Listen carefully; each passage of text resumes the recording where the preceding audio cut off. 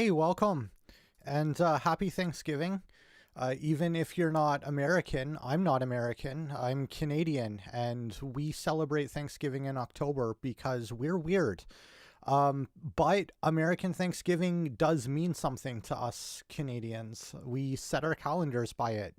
See, starting at American Thanksgiving, this is when it is officially tolerable for stores to start putting out Christmas displays and playing Christmas music and basically getting ready for the holidays. Now, just because this is when it's tolerable doesn't mean that it's when they actually start doing it. See, they start doing it now in September for some stupid reason. And I think next year it'll probably be like August, then it'll be July. And at a certain point, they're just going to leave Christmas stuff up all year round. But psychologically, for us Canadians, American Thanksgiving is when it becomes tolerable and people stop whining about it. Thanksgiving is my favorite holiday for a number of reasons. Mostly the food, but also the people. And this year in particular, and last year, the last couple of years have been kind of crazy for everyone. I'm not going to remind you why, but for me in particular, I thought nothing was going to change because I basically just stay at home and live my life kind of online and stuff anyway. Because I'm this socially awkward introvert, but when everyone started to do that, things just got weird for me. I thought it was going to be nothing changes, and yet everyone went crazy. And maybe there's a little bit of, if you tell me that I have to do something, then that's the last thing I'm going to do. Automatically, I'm like, screw you. I want to go do something else. The point I'm trying to get to is that this year in particular, I think it's really important that everyone just kind of disconnected and just disconnected from online and from social media and reconnected with people in real life. And so that's kind of what this stream is going to be about. Now, if you're not new to the channel, but you are new to the live streams, welcome. That wouldn't be unusual because this is only my second one. These videos are going to be very, very different from my other videos. My live streams, I'm just going to basically chill, hang out. I don't really expect anyone to show up. I mean, a channel with 72 subscribers, yay, that's like 21, 22 up from last week, which is like growth that really surprises me. I'm very, very grateful for that. I'm really glad that people like it, but I don't really expect enough of an audience to show up while I do these live streams yet. If you do show up and you want to chat, like, that's awesome. That'll give us some direction. We'll have a conversation. Otherwise, it's just going to be this old boomer rambling by himself into a microphone and a camera, and hopefully it'll be kind of entertaining and it won't be complete nonsense, especially because I think that's what you could just call this channel anyway, just kind of old boomer rant. Difference is I'm usually playing a character. I've got this computer screen thing with, like, I don't know, HAL 9000 on it. It's an Apple II type thing. And my videos are kind of polished. I script them and I try and give them some kind of production value. But these live streams are basically just me kind of going off the cuff. There's no script. They're not planned. There's going to be a lot of ums and awkward pauses and stuff like that. Hopefully you don't hate that. Hopefully you find it entertaining. Look, I could have made a video today, but I really didn't want to. And doing a live stream is a lot less effort because I don't have to do all of that production stuff. I can just hang out and I can ramble incoherently into a microphone like I'm doing right now. So, again, happy Thanksgiving. I hope you had a good one. I hope you reconnected with your family, and I hope that you saw friends and you talked to real people and you got the hell off of social media. Tonight, we're going to talk all about that. It's going to be about social media. I've got some articles that I'm going to read that I haven't read yet. I have no idea if they're any good. We're going to talk about that. I'm going to talk about social media addiction, mental health, why I got off of Facebook. And I'm going to start with something kind of stupid. I did something stupid. And so I'm going to start by telling you all about this stupid thing that I did. I created a Twitter account in order to promote this channel. I don't know why I did that, because I know less about Twitter than I do about promoting a YouTube channel. But my thinking behind it was, well, maybe I can grow an audience there. I can share videos, say when announce when I'm live streaming, and maybe, you know, grow a bit of a following and promote the channel. But the problem is, in order to do that, you need the word I've been saying over and over again. You need a following. You need people to follow you. I have no idea how to do that. So I thought maybe this can serve a dual purpose. Maybe I can follow all of these tech Twitter accounts, and they'll post a lot of stuff that might give me some ideas for video topics. And at the same time, maybe I could troll these tech Twitters. And if I troll these tech Twitters and get into conversations with people, maybe they'll follow me. That's not working out. And I'm gonna show you two of these threads, but it was off of the same thing. Again, this is really stupid, and I understand the irony that this stream is going to be about getting off of social media, and I'm starting by going on to social media, but there's a lesson here. The lesson here is, one, this is what you're not missing.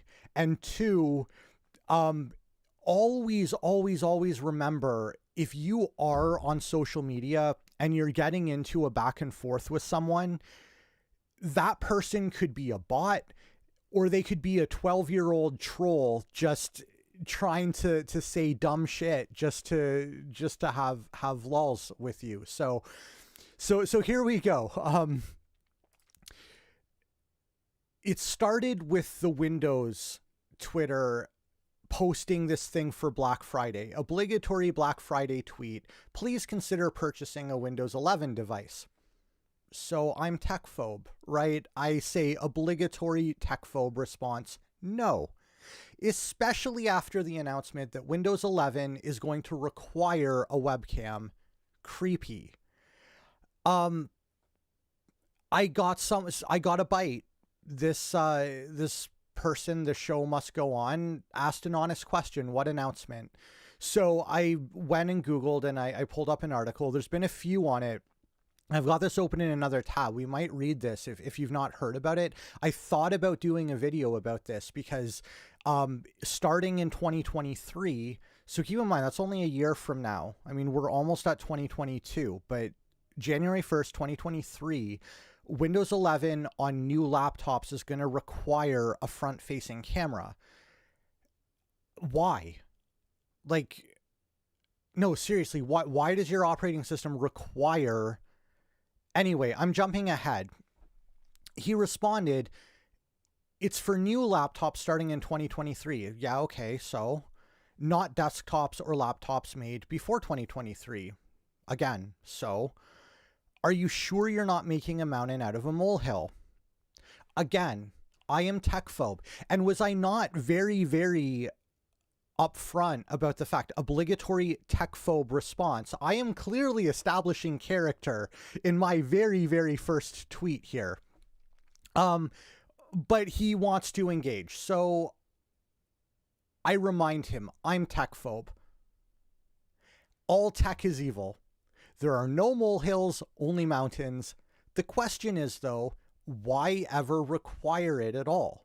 Why would an OS need a front-facing camera on any device? Makes no sense and is uber ultra creepy times infinity. Give me devices without cameras or GTFO. Now today, this person called Omelette said, please uninstall Twitter. That was very interesting, seeing as how I don't have Twitter installed. I guess I'm assuming he uses cell phones. I don't really install apps on a cell phone. I don't like cell phones. I have one so that I can, talk to my family in case of an emergency. I don't really like doing anything web related. I did respond. I said can't uninstall something that was never installed in the first place. I don't like mobile devices, and I don't really use one, at least not for anything web related. Desktop for life. P.S. What kind of omelet are you?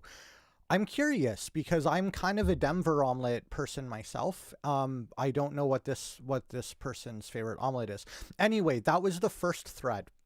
There was another one that was going on in parallel. See, I got two bites to my trolling.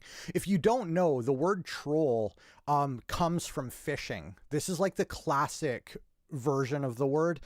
These days it's kind of synonymous with shitposter, but in the early days, there's this fishing technique called trolling where you cast a line out and then you basically turn your boat's motor on low and you just drag the line around, and it's called trolling. And you're trying to emulate like minnows or something swimming through the water, or something that the fish would like to eat.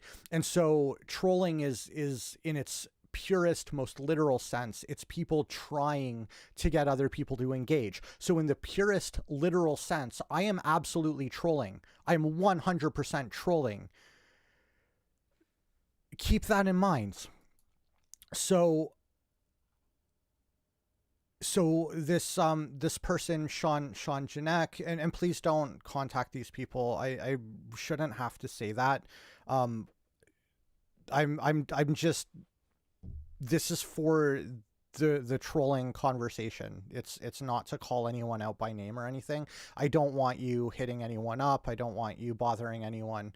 Not that you would anyway. This is kind of a stupid thing to have to say. I just feel like I have to say it because I don't ever want to get accused of harassing people or anything like that. Hasn't happened yet. Doubt it will. Just kind of covering my ass. So, piece of blue tape solves that problem. Require it all you want, but it won't see shit. Yes, of course, you can put a piece of tape over your webcam, but then that leaves, and this is my response, that leaves sticky goo on your device. This is why all tech is evil. Devices shouldn't be sticky ever. Now, I got a response that was a very good question. What about thermal paste? I thought that was a really, really good question. I hadn't considered. If you don't know what thermal paste is, you've got your CPU or any kind of chip really that's in your computer that gets very, very hot. It can overheat. And so you put a heat sink on top of it to draw the heat away from the chip in order to keep it cool. And in between the chip and the heatsink is a layer of thermal paste, which is it creates a seal so that you don't have air gaps between the chip and the heatsink, because those air gaps can get really, really hot and exacerbate the problem rather than alleviate it. So he asked, what about thermal paste? Because it is a sticky goo, and you don't want to not have thermal paste on your chips, because then you can have a heating problem. So this is my response. Thermal paste is required because CPUs get extremely hot, which makes them a fire hazard. Hence, tech is dangerous and evil. This is where either he's trolling me back, or he doesn't get that I'm trolling. And if he doesn't get that I'm trolling, tech runs on electricity, which makes things hot. No shit. You're making my point for me. Plus, tech has ways to detect when it is getting too hot. Technically, isn't electricity itself a form of technology? I mean, we had to identify what electrons are, and we had to figure out how to harvest and conduct those electrons, and we had to figure out how to generate them. That is a form of technology. And electricity does not have any sort of inbuilt mechanism to detect when it's generating enough heat to be dangerous. But I digress. So tech has ways to detect when it's getting too hot. It's not even a fire hazard. Yes, electricity is a fire hazard. Christmas trees used to catch fire all the time, in part because of the heat of the lights, but also because in the early days of home electricity, we did not have our safety on point, and electrical fires were very, very common. I brought up Christmas trees because it's almost Christmas, but just electricity in general uh, is very, very much a fire hazard. You ever hear of thermal throttling? Well, yeah, I have, but that's not the point, is it? I said all tech is evil, and I mean, I guess he's making the point that, I don't know. Here's my response. Electricity leads to logic gates. Logic gates lead to integrated programmable circuits, which we often abbreviate to IPCs. IPCs lead to Ethernet. Ethernet leads to the internet, and the internet leads to Twitter. Tech is evil. I rest my case. How am I still being taken seriously is my question. I don't understand. At least the other person I was responding to gave me a lamau. I was going for an LOL. I was hoping someone would find it funny. I'm in character. I'm trolling. I thought that was obvious. But totality response, the internet's not evil. A lot of great things happened over the internet. What about team? I don't even know what that is. Team trees and team. Okay. Duh. See, I checked out at that point because this was getting too autistic even for me. But I've got to Google what team trees are because I have no idea. What is a team tree? Oh my God, there's a hashtag team trees. It's a collaborative fundraiser that raised $20 million to plant 20 million trees. Yeah, okay, you can fundraise offline. What the hell does that have to do with anything? I don't know. The fact that they've got a hashtag, the fact that you've got these young millennium hipsters on the internet that use language like this. The internet is very, very, very evil. Yeah, okay. So that's that. I guess there's not much else to talk about. The point is, and the reason that I went over this is, always remember, if you find yourself talking to someone online, if you're going back and forth, if you're getting into an argument, I don't think this was necessarily, sorry if you just heard a loud noise. I don't think this was necessarily an argument, but let's assume that it was. If you ever find yourself getting heated with someone online, if it's draining you, if you're like, why am I putting this energy into this? Just keep in mind that you may be talking to some 12-year-old kid or some boomer old man shit poster like me who's just trolling because he wants to grow his YouTube channel. So anyway, I wouldn't be surprised if a lot of my subscribers do not have Twitter or any social media, and if that's the case, I salute you, right? I mean, get off of social media. It's toxic.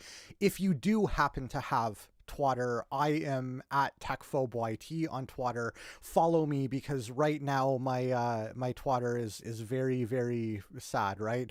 I'm questioning all of my life choices right now. Why did I do this? Why did I create this? It's not getting me anything. It's not getting me anywhere.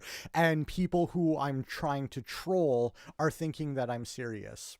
So yeah, just always keep that in mind. I think we should move on now. I am going to read this article, Are Notifications Driving Us Crazy? I do want to segue a little bit, I think. I got to collect my thoughts though, because like I said, I have absolutely no plan, absolutely no script. Yeah, the second video that I ever posted was why I quit social media. And in that video, I talked about the fact that I never really used Twitter, but I did use Facebook. And the reason I used Facebook so much had a lot to do with family. I do have family that's kind of spread out, and it was a really nice way to be able to keep in touch with them.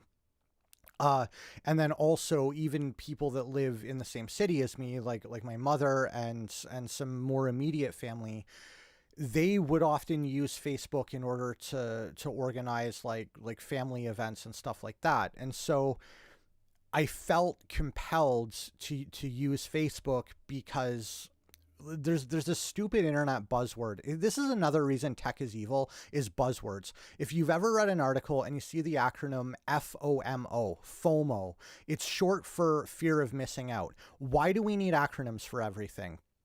But this is what that is, right? I mean, my family is using Facebook.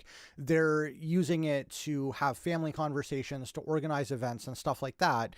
So there's this fear of missing out if you drop it. And unfortunately, if you give into that and you continue to use it, then all of the negative stuff, particularly for me, the news feed, if you can ignore the news feed, I don't know, maybe unfollow everything, like don't follow celebrities, don't even follow your friends, just use Messenger. If you can do that, then kudos to you. But I often find that like if I'm chilling on the couch watching Netflix or something, I'll often have my laptop with me because I'm kind of a busybody. I don't really like to just sit and do one thing. And I would often get on a Facebook and I just kind of like newsfeed scroll.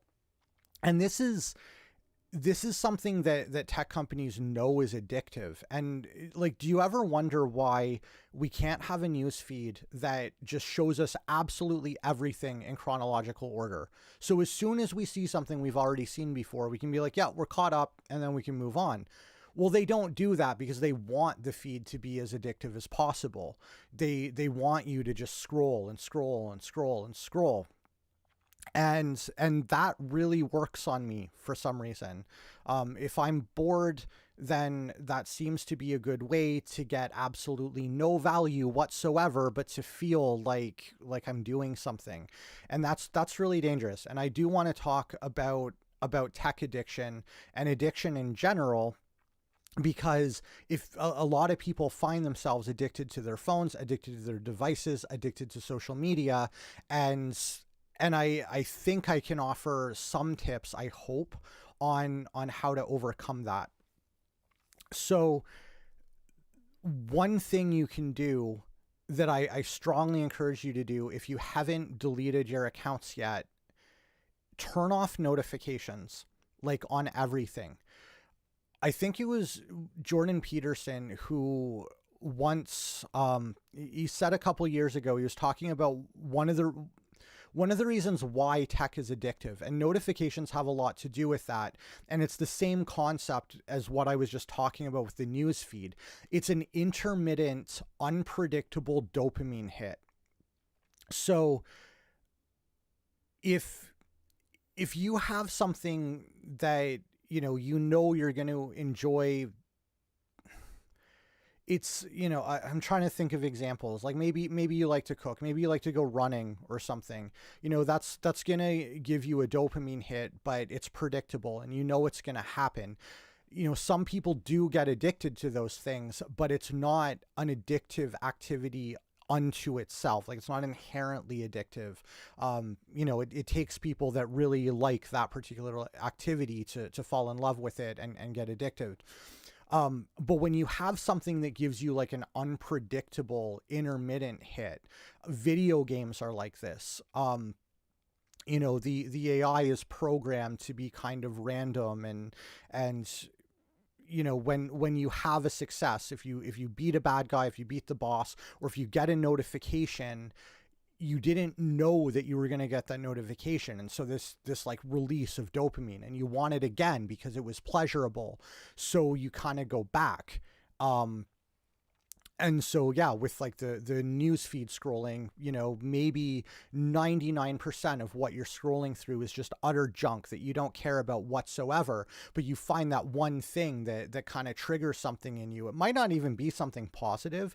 It might be that something that you're hate reading, something that you're like hate reacting to. Clickbait headlines are notorious for this. It seems like every single news article out there has a headline that's designed to piss someone off, because like the more controversial it is, the more it's going to get engaged with. Well, and then that stuff gets pushed to the top. And this is stuff that we become addicted to. Like it's actually psychologically addictive. So step one, turn off notifications. That one thing that you can do makes a huge difference, because it's going to start to wean you off of that intermittent cycle. It's not going to take care of the newsfeed problem. And there's a word for that. Like, is it doom scrolling? I don't know, but it's just when you keep scrolling over, like just incessantly looking for something new. It's kind of destructive. So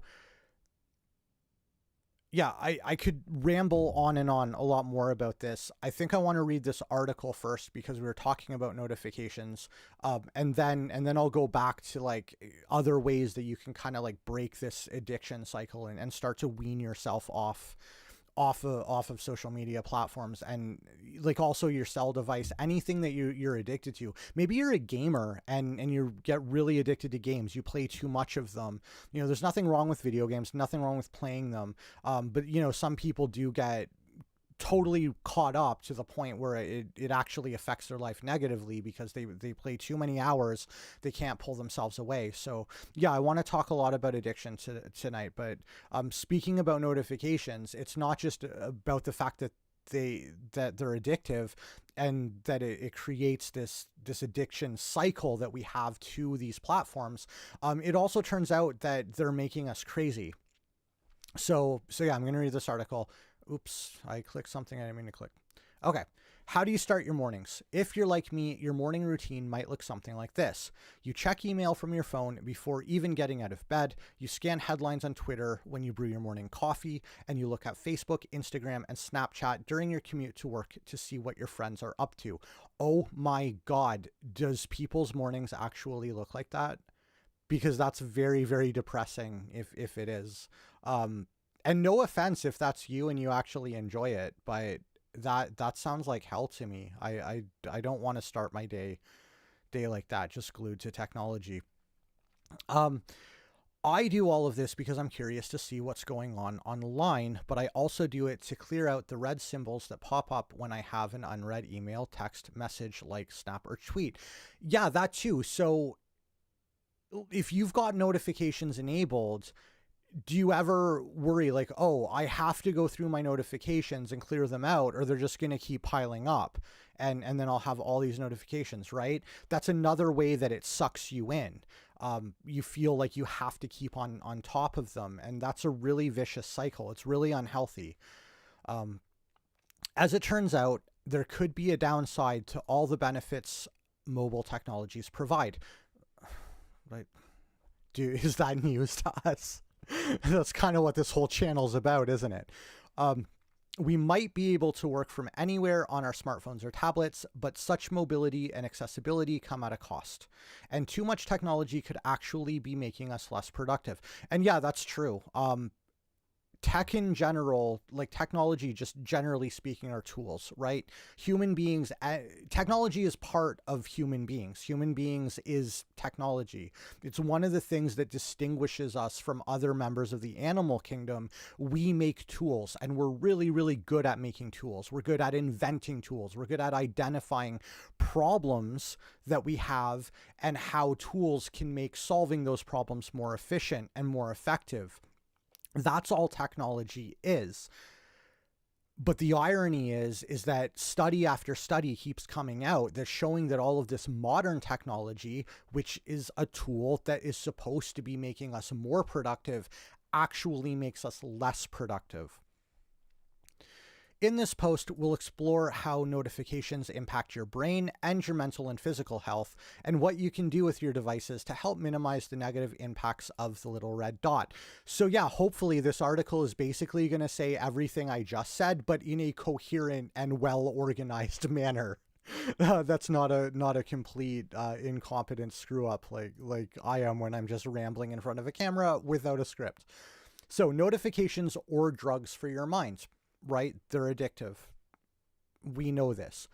Studies have shown that receiving text messages and other mobile notifications triggers the release of dopamine, a neurotransmitter associated with reward-seeking behaviors and addiction. And like drug or alcohol addiction, notifications can make us feel great when we're receiving them. Called it. And go into negative feelings of withdrawal when we aren't. That's right, people. Notifications are sort of like drugs. I've actually been experiencing this recently too with the channel and the subscriber count and stuff, it reminds me of the early days of the internet, of email specifically. Getting an email is kind of like a notification today. And people used to like click refresh on their inbox to see if they had a new email. I keep hitting refresh on YouTube Studio to see if I've got new views and stuff. It's really unhealthy. I recognize that it's unhealthy and I need to do something about it. But the more we understand why this stuff is addictive, I think the more equipped we are to actually deal with it, especially if it's affecting us negatively. Constant information overload puts our decision-making and productivity skills at risk too. According to Microsoft research, it's Microsoft. Just kidding. It takes an average of 25 minutes to get back on task after being interrupted by an email notification during the workday. Yeah, in software development, we call this context shifting. I'm trying to remember where it came from. I think it was Toyota in the 1980s. The company was doing a lot of research on productivity and both what helps to encourage workers to be productive as well as discourages workers to be productive.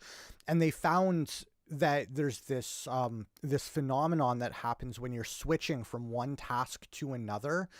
There's this like transition period where your brain just kind of slows down and has to adjust from going from the one thing to going to the other. And in the industry, we call this context shifting. So we try and minimize it as much as possible.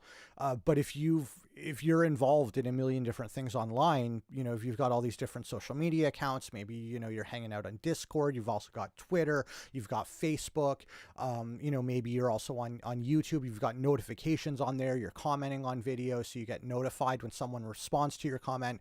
All of this stuff is causing like this slowdown effect on your brain because you've got to transition from the one task to going to the other.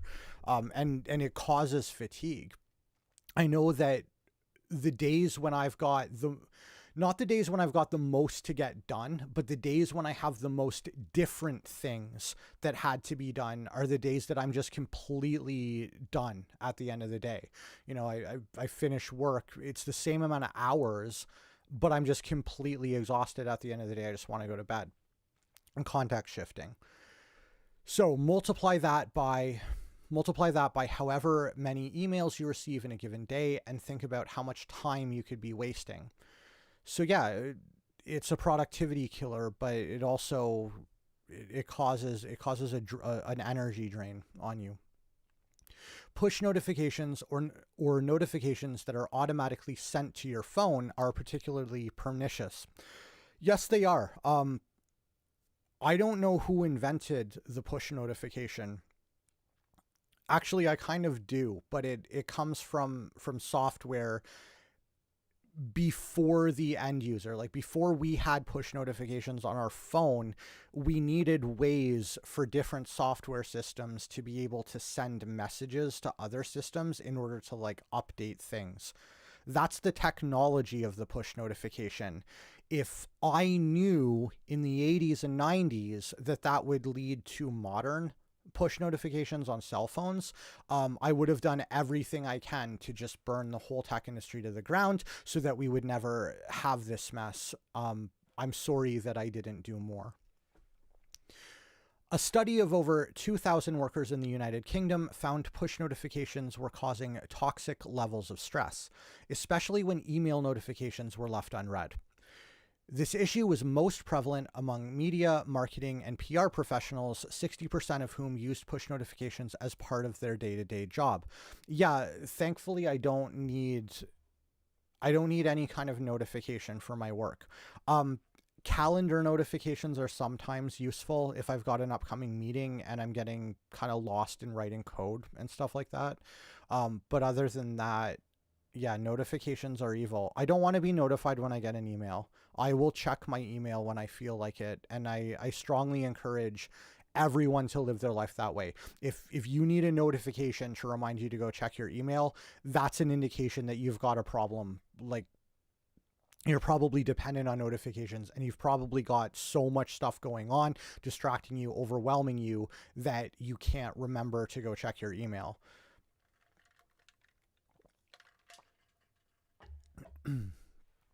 And yeah, this article seems to be written from like a workplace point of view, but all of this affects us in our personal lives as well.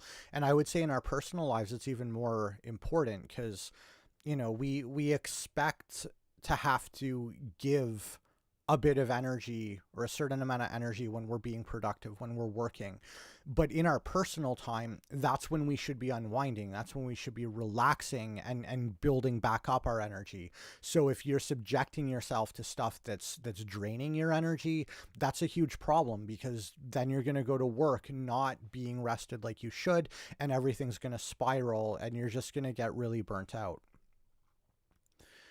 Additionally, excessive social media use, especially Facebook, is linked to negative feelings of social comparison and the fear of missing out. Yeah, FOMO. Like screw these people. Why do anyone who uses an acronym like this needs to be put up against the wall? I'm kidding, but no, seriously. Some people shouldn't reproduce. No. Okay, research shows that users who check social media apps often start to believe their friends lead better lives, and these feelings of fear of missing out. Is it really so hard? Fear of missing out. It's four words, not that much to type. A fear of missing out and competition can lead to social anxiety, feelings of loneliness, and mood swings. Something I've been thinking about doing a video on. I have to research this to make sure I've got my facts straight. So, I think it was TikTok or some social media site. I heard, you know, like Snapchat and Instagram beautification features. Well, I heard that one of these social media apps has a beautification filter on by default. Because the rationale, the logic is that, you know, well, if we don't do it, other companies are going to do it. We want them to use our product instead. So all of these social media apps are putting things in place to force us to put on appearances. And when we see the appearances of others, it's like, look, we're already living in the metaverse, right? Nothing that we see and experience online really has that much bearing to reality. It's all a facade. It's all fake. And if we compare that fake reality to our real lives, if that's our expectation that we're subjecting ourselves to, it's no good can come from that. This constant liking and seeking behavior, eagerly clicking to learn what the email notification or text says, is impacting our ability to pay attention to things, especially the written word, says Emily, I can never pronounce people's last names, Yoffe at The Atlantic.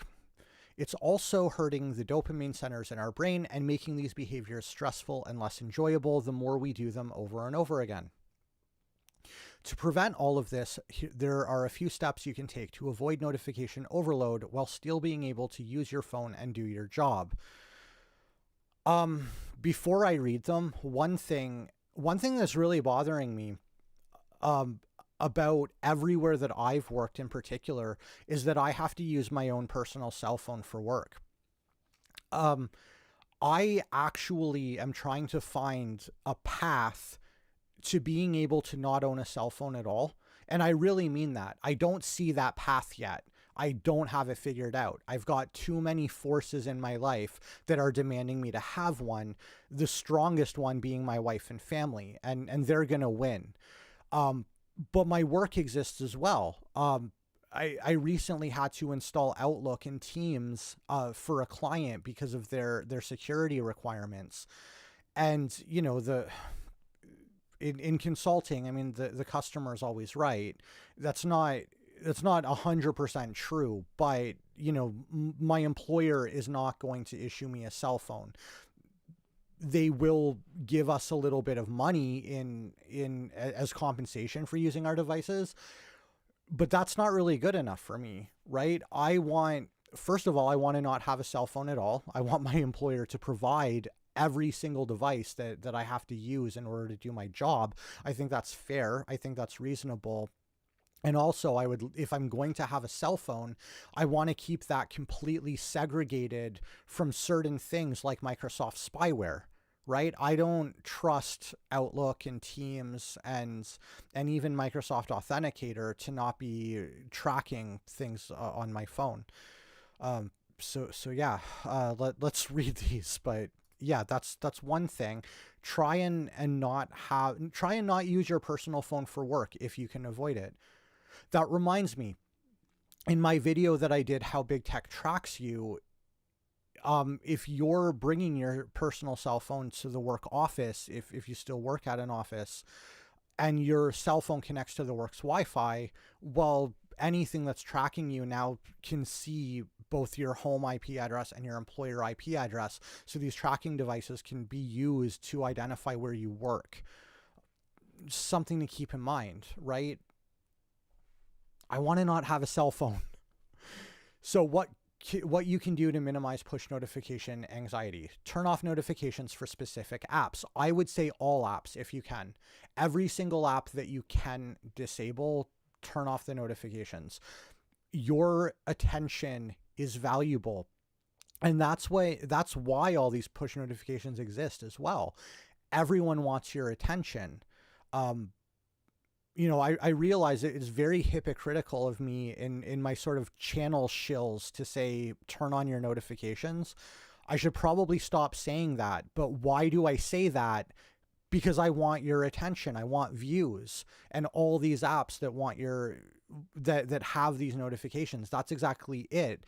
There's a buzzword, the attention economy, right? It's constantly vying for your attention. They want more and more engagement from you. So turn off all notifications if you can.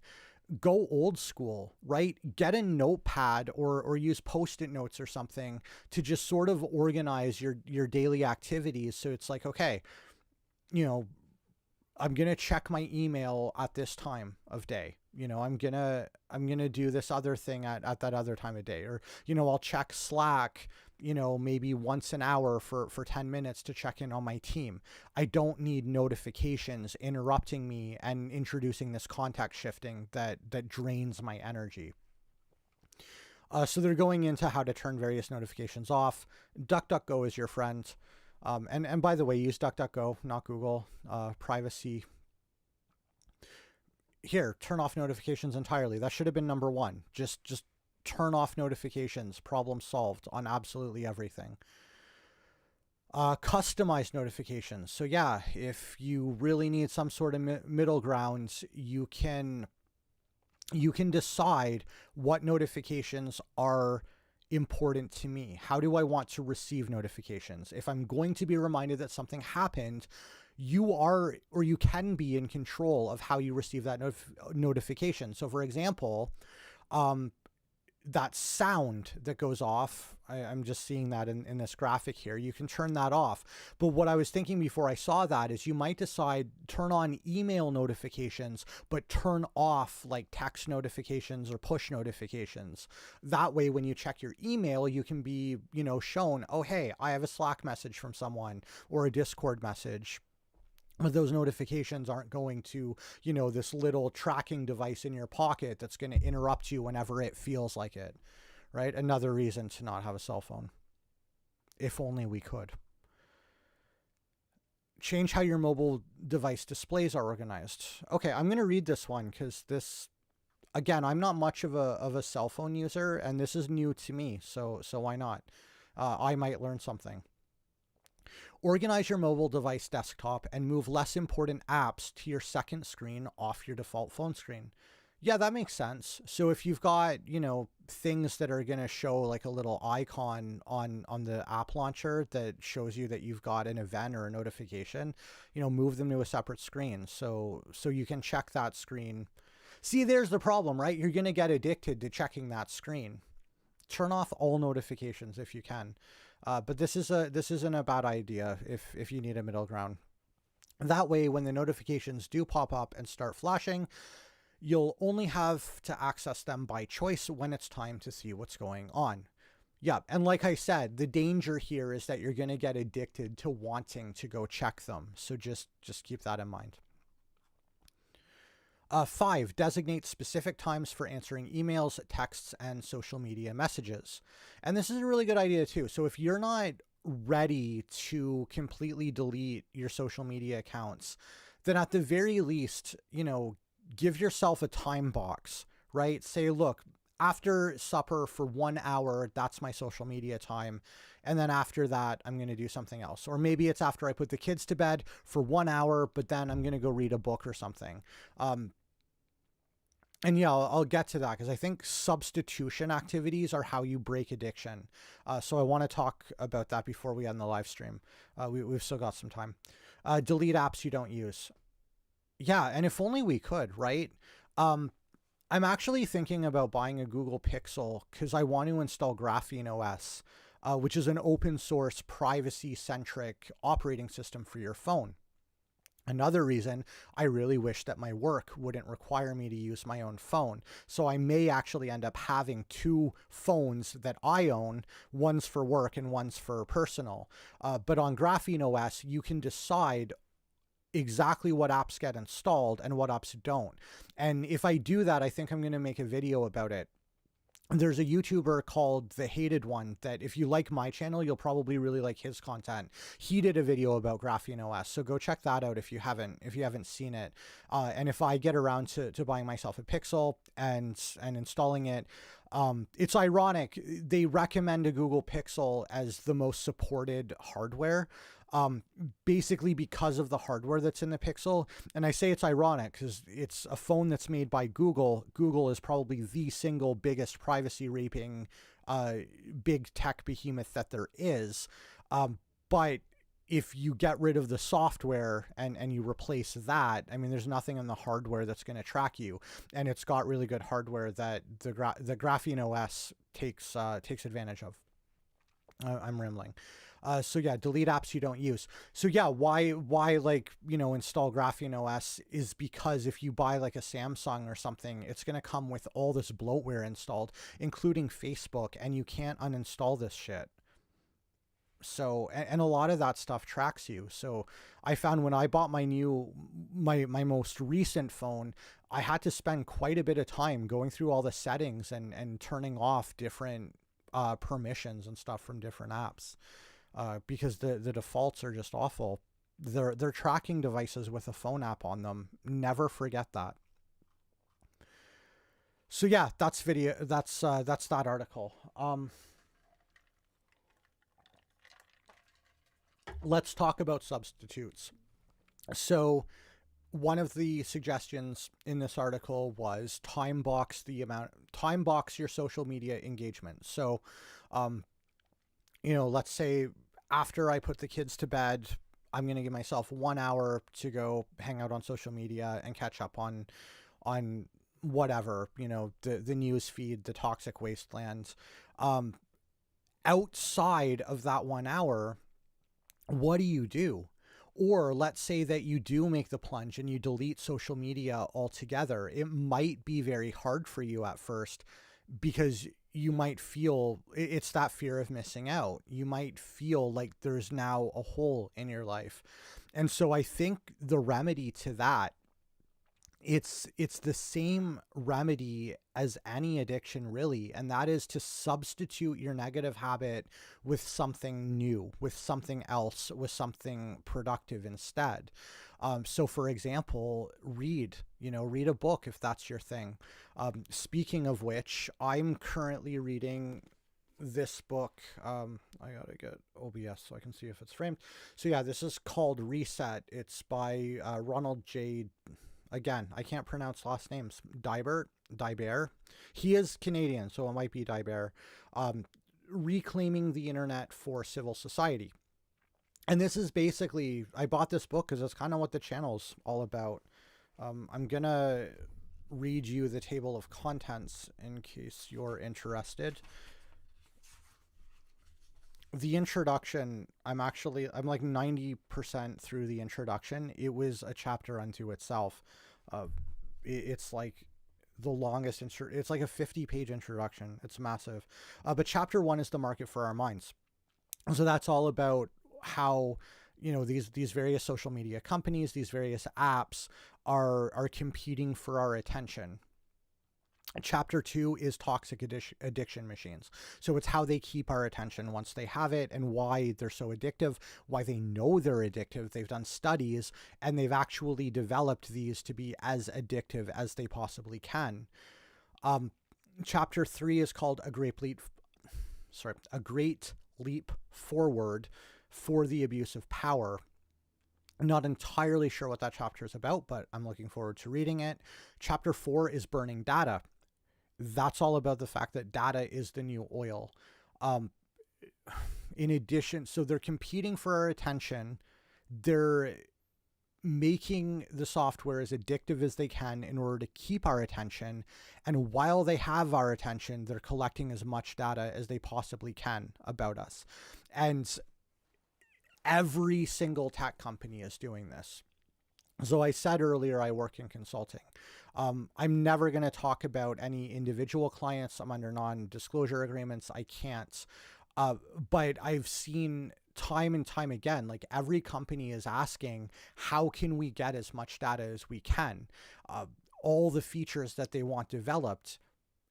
How do we get data? How do we retain data? How do we store the data? How do we process the data?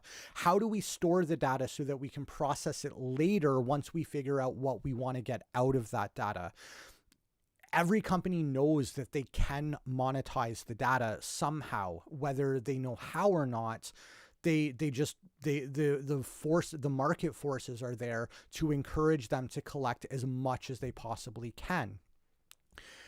And when you get really big players into the picture, like Google, who makes products like Google Analytics, or you get these big ad networks who get themselves plugged into all these different services, then you create the potential for people's entire online lives to be profiled and collected in a single spot. And I think that's really disturbing and really alarming. Even if you don't particularly care about, private companies, or if they're just trying to sell you stuff, this has legal implications for things like due process and what the government can do and get access to and abuse.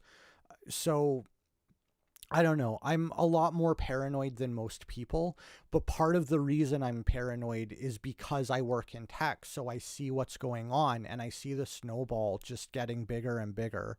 And this isn't going to end well. And I am glad that some countries are starting, and some states are starting to take privacy seriously and enact some laws. I'm a libertarian. I don't want big government. My default stance is, less laws, more freedom. But culturally, I think we're very lax. I think the default position is kind of like, I don't care. So they know when I'm sleeping, like whatever, I had a friend at work joke when I was talking about how creepy like smart TVs are. I made my smart TV dumb. I'm going to do a video about that. Like I wanted to take it offline so that, the TV manufacturer couldn't track like my viewing habits and stuff like that. It also freaks me out that, these things have microphones in them.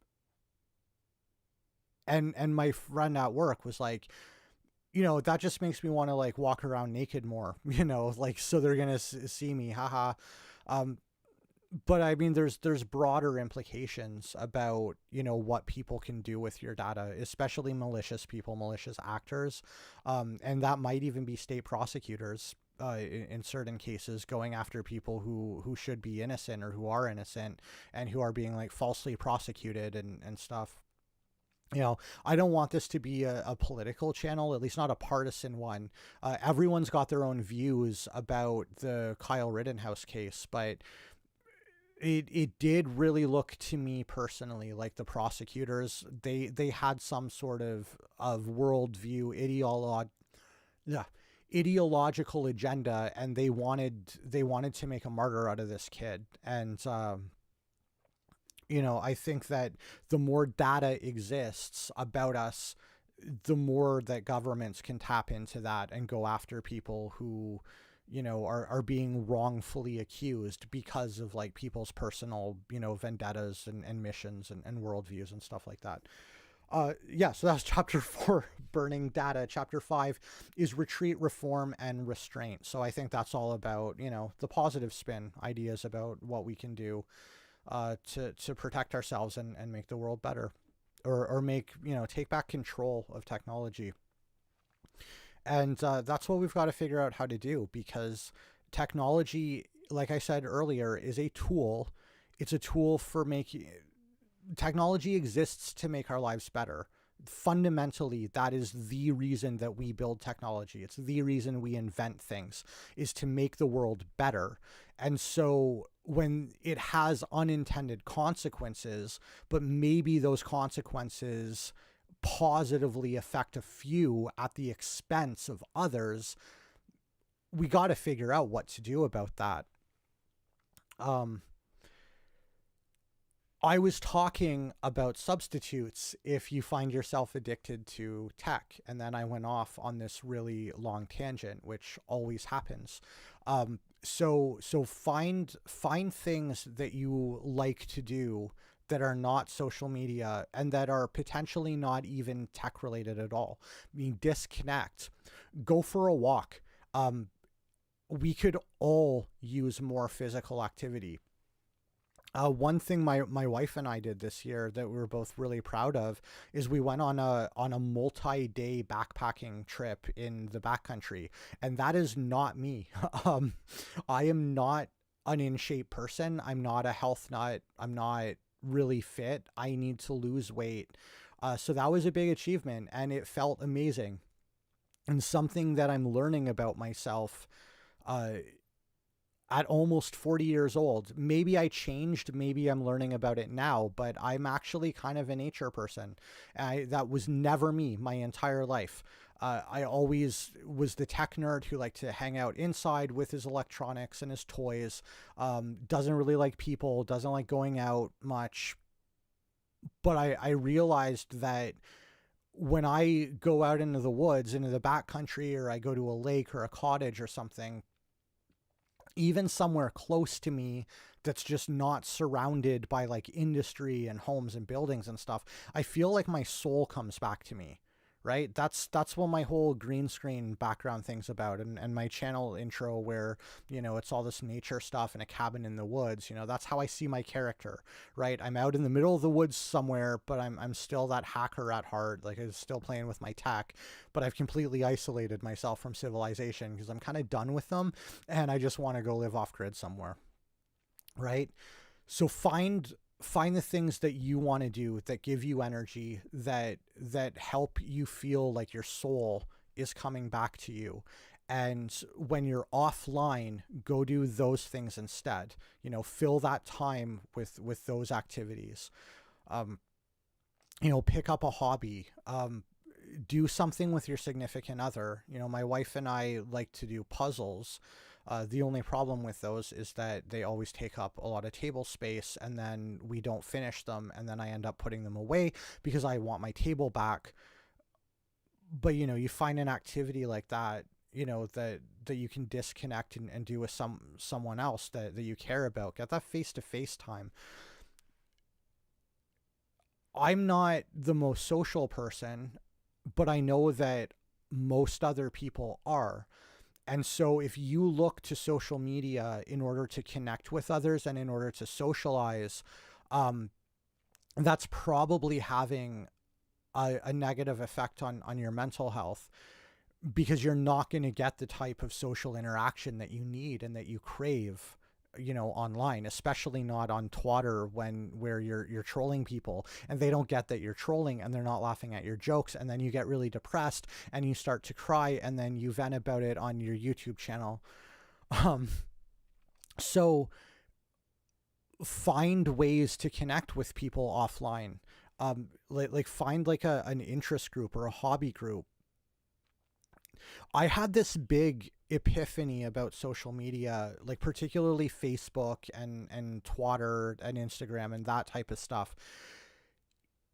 There's this there's this complaint that people have that social media creates echo chambers, and those echo chambers are causing us to double down on our worldviews and our personal opinions. It's making us a lot more angry at each other. I think there's some truth to the resentment and the anger thing, but even though I'm a knowledge whore, I'm a nerd, I think that, it's very healthy for people to expose themselves to alternative points of view, to learn what, the quote other side, where they're coming from, to try and actually understand them as human beings. I think that's really important.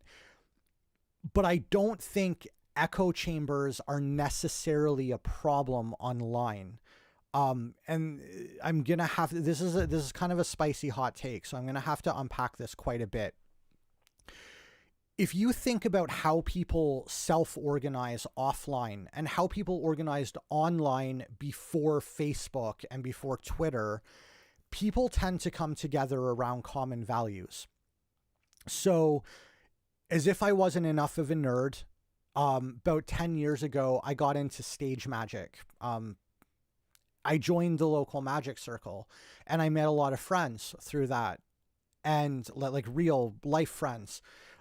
Now, ironically, I did it to meet people and to work on my social skills because I have none. And that was a really bad choice, because what do you expect from a club full of grown men who are into stage magic? Do you expect them to be very socially well adjusted? Of course not. But we were a diverse group of people, in every meaning of the word diversity. We had different opinions, different worldviews, different backgrounds, different lived experiences, but we all came together around this one common interest that we had. Now, other people play sports. You could join a book club. You can, you find groups. This is, my point is, this is how people organize outside of social media. And in the early days of the internet, the earlier days before Facebook, before Twitter, we had online forums. I actually don't think it was Facebook and Twitter and Instagram that destroyed those. I think it was the cell phone. Another reason I hate cell phones. It kind of destroyed the World Wide Web, because you can't go on a forum and really engage and participate in that without like a keyboard. You need to be sitting at like a laptop or a desktop in order to be able to engage in that type of format. But the thing is, forums did a bunch of things that are very, very different. First, they all organized around common interests. So something else I haven't talked about me on the channel yet is that I'm also a musician, and I play guitar, and I used to hang out on a forum called Ultimate Guitar quite a bit. Made a lot of friends on that forum. I get nostalgic thinking about it. But that was more people organizing and self-segregating according to a certain according to a common interest. And forums had sub-forums. So you would inevitably have like, a topic called like the only religion thread, or the only politics thread. And people could go into those knowing full well what they were getting themselves into. And it was civil, right? I mean, you might have a little bit of angry yelling back and forth and stuff like that, but you could engage to the extent that you wanted, and then you could bail out when you weren't into it anymore. They also add moderators, and moderators would remove stuff that would get off topic. It would remove spam posts. And I think that's an interesting point because we're talking about big tech censorship and the fact that, everyone's using Facebook and Twitter, and they're not applying their terms of service evenly, and they're censoring certain ideas and stuff like that. And people are calling for regulations and stuff, but we always had that. We always had moderators on forums that would remove stuff, and we never seemed to complain about that. We always figured we could create our own forum. We could create a special thread for that, in the special forum. Ultimate Guitar had this forum called The Pit, where it was kind of like just talk about everything. The rest of the forum was supposed to be about guitar and music stuff, but The Pit was just for anything you wanted to talk about. So it was very organized, and if someone broke the rules and posted spam or posted something off topic, or posted porn on a forum that didn't allow that, the moderators would remove it, and it wasn't a problem because nobody felt censored, because we didn't have this stupid news feed.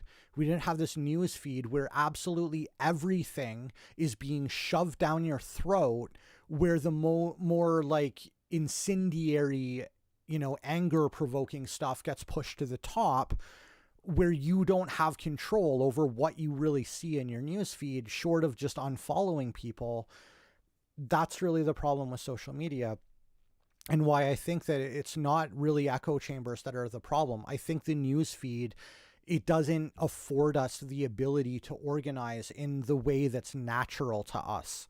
And if you can't get away from all of this toxic junk just being shoved down your throat all at once, you're not going to be in a frame of mind to actually have honest, rational discussions and debates with people, right? Like, I miss forums so much, because when you did go into that inevitable, that obligatory thread that was the only politics thread, you had some really good discussions in there. You might have a few trolls, but people would have very honest discussions and debates about that kind of stuff. They did it respectfully. They did it in a well thought out manner, because the system, there wasn't an algorithm that was discouraging that from happening. And people just weren't angry all the time, right? Something that I said in my video, Why I Quit Social Media, is that fundamentally people go on social media to unwind, right? You don't go on social media unless you're managing your business's social media account or something. That's a totally different thing. But if it's your personal social media account, you're not going on social media to debate politics, to debate religion, to have conversations with other people about complicated, nuanced topics. You're going on social media to look at cat memes, right? You're going to unwind. You're going to de-stress. And the problem is that it only serves to stress you out even more. That's the problem with social media. And yeah, I think I've talked myself out. We've gone over an hour, and yeah, I mean, it's cool that no one showed up to chat tonight. I wasn't really expecting it. If you're watching this after the fact and you watched it the entire time, then thank you. And I'm glad I didn't put you to sleep. I hope that, these are entertaining to some degree. Like I said earlier, doing a live stream on a Sunday evening is a lot easier for me than producing a video. And I really didn't feel like producing a video today. I got some in the works. I've got some ideas. You know what I did do today? Are you old enough to remember the video game Sim City? I was watching someone else's stream a day or two ago, and they brought up the game Sim City. It made me really, really nostalgic. So I opened Steam for the first time in ages, because I'm not really much of a gamer, and I searched for Sim City. and they had SimCity 4 Deluxe from 2003. So, you know, I paid the like $5, installed it, and got into SimCity again, and it's good times. Fun, nostalgic, feels like a simpler day. And that's what I did today because I was tired and I didn't really want to make a video. Also, you know, 72 subscribers today, which, I mean, last week was celebrating 50. That felt like a milestone. 72 today, that's almost 50% growth. Now I know, like, it's a small dinky channel in YouTube terms, that's not a lot of numbers, but it still kind of blows me away, and I'm really, really grateful for all of you who have subscribed. You guys are the people to have seen the potential in the channel really early on, and that makes you really special to me, and I'm really grateful. So yeah, if you watch this after the fact, then thank you for being interested in the channel. Thank you for subscribing if you're one of those 72 people, and I hope you had a really great Thanksgiving. I hope you connected with real life people off of social media. I hope that, you know, you're able to make social media less of a negative force on your life if it still exists in your life at all. So on that note, I wish you a really good night, and I will see you next time. Take care.